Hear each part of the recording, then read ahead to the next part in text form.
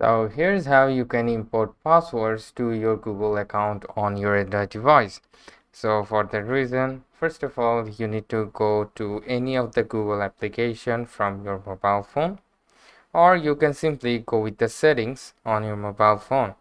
Then simply scroll it down and you will find out these Google options. So tap on that. And now once again from here you need to tap on your Google account and simply go with the manage your Google account. Now you need to wait for some time.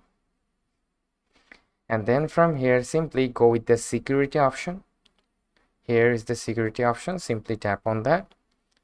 And then again you need to scroll it down to the bottom and then simply go with the password manager right over here. So simply tap on the password manager and then again go with the settings,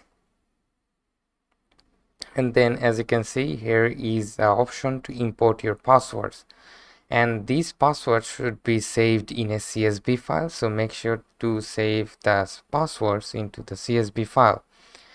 Then again you can simply tap on the import password option and there you have it. So that's how you can simply import passwords to Google account on your Android device. So hope this video helps. If yes, please leave a like and we'll see you next time.